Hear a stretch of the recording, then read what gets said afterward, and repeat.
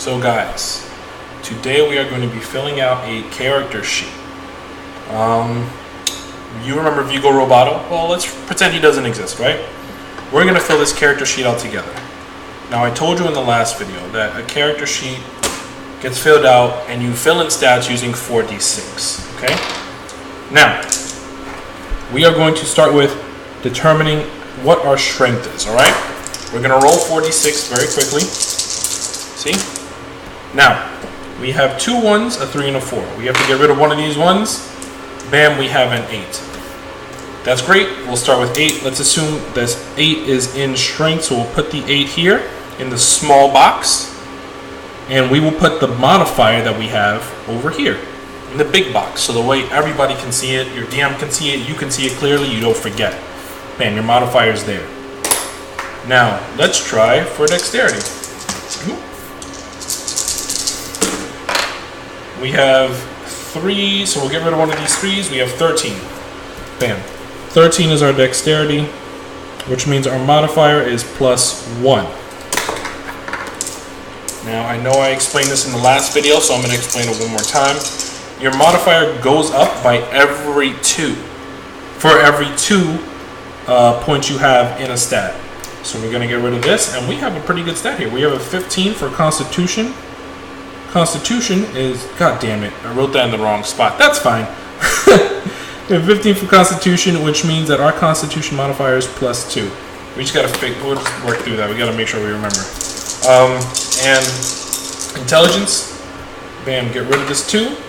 We have, oh no, we get rid of the 1.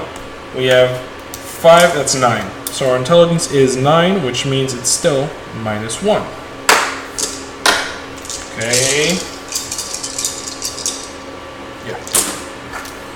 Get rid of this 1. We have a 10, which means our wisdom is 10. So we have +0. And finally, we have a 10 again. So bam, 10 +0. So remember what we discussed, that if a number is 10, its modifier is +0. 12 is +1, 14 +2, so on and so forth. Only the even numbers. So 15, the last modifier bonus we got was +2. It stays +2 until it reaches 16. Now, on the inverse, when we have a 10 and the modifier is 0, right? If we get a 9, that still counts as a -1, okay? So any 2 numbers within that threshold of 8 and 9 is -1, which means 7 and 6 is -2. You understand? Good.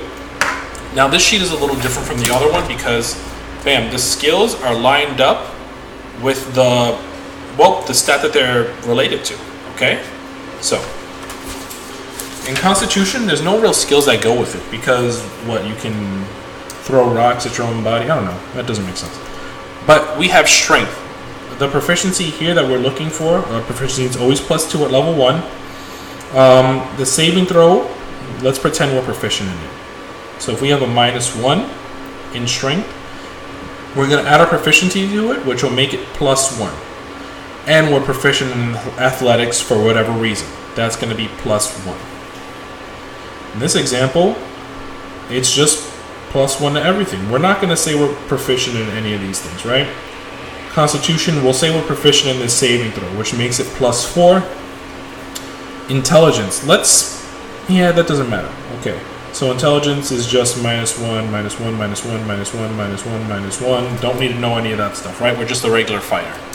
Over here, at Wisdom, we're going to say we're proficient in Perception and Insight, which means at 0, we add +2. But everything else stays 0, because we are just adding our proficiency bonus, being proficient in that skill. Same thing for here. We're not going to be proficient in anything here, but we are proficient in Intimidation, which means we have a +2 in Intimidation. Our passive perception is always going to be 10 plus your perception. So that means it's 12. And passive perception is like when you walk around a dungeon, stuff that you notice that your DM doesn't call attention to. Maybe traps. Maybe you just know that there are a couple traps. You see something's a bit odd, or you feel a draft, so you know there's a hidden door. That's passive perception. If your DM says roll for perception, that surpasses your passive perception. That means he wants you to actively look for something. At the same token, you can also bring up to your DM if you're camping and you're scouting out, you're the first lookout. He says roll perception and you get a 5. Let's roll perception. Bam. I got a 1. I got a fail. I critically failed.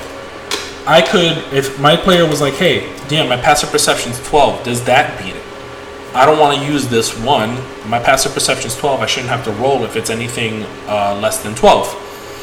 And let's say that he had to beat a 10. I'd say, yeah, you know what? You noticed it without having to roll. It's done. Some DMs will want you to keep the roll. Others will be okay with it. This is my bag of dice. I have a big bag of dice, just in case you were wondering. All right? That's how we fill out stats. Bam. Armor class is decided by the type of armor you're wearing. If it's heavy armor, you get a flat bonus, like 15, 16, 14, whatever. If it's medium or light armor, you add your dexterity modifier to that. So let's assume it's light armor, and it's just padded leather. The armor class for that is 11. We'd add 1 to that, which is 12. If our character had a shield, it'd be an extra +2, because shields always add +2 armor class. So we'll say that this is 14. Not everybody can wield the shield properly, because they're not proficient in it, but some people may be. Your initiative will also always be your dexterity modifier, which is +1. Okay? That's how you find out your dexterity. Your speed is related to your race. That's just static. Your health, let's pretend he's level 1. Bam, my health is going to be, let's see, it's a D10, right? So it's always, at level 1, your health is always your maximum plus your constitution modifier, so our health is 12. If we had temporary HP, that's like health armor. So let's say our temporary HP is 10. We could take 10 damage before we actually lose our own HP. Okay? So this would be like, boom, now this is 0, now we start losing HP. So if an enemy hit us for 11, we lose this 10 and then take 1 damage over here, which would make this 11 instead of 12. Okay? That's how that works. Your weapons are essentially like, I don't know, a fucking rapier. And since that's based on dexterity, we would be proficient at that since it's a martial weapon. It's +3 to attack. So we roll a d20. Jesus, another fucking 1, what the hell? That would essentially be a 4. So let's pretend it's a 12. That's a 15. Okay? Then we'd have to do 1d8 and then add 3. Because a rapier does d8 of damage, you take a d8. Ooh. We get 8 and then add 3, which means it's 11. So we did 11 damage to that enemy. If we speak any languages, have any extra armor proficiencies like light, medium, or heavy, weapon proficiencies like simple or martial, you put that here. Any tool proficiencies like, oh, I'm good at playing cards. Damn, that goes here. Okay? Personality traits, this is something else that's unique to this sheet. Not unique, but new to this sheet that's different from the old one. This is just stuff to help you roleplay. That way you can take a look at this and say, oh yeah, I remember what my character's about. He likes when people help. He likes people that he shares food with. Or he believes that justice goes above all else. And his personality trait is that he chews with his mouth open and can never keep quiet. He always likes to hear gossip. And his flaws are he likes to steal shit. I don't know. He likes to steal from his friends. He gets a kick out of it. That's something that you can put here to help roleplay that. Features and traits, that's just skills and stuff that your character has. And back here, you can just draw a little person and say, this is my character, Dr. Mr. Awesome. Dr. Mr. Awesome, okay?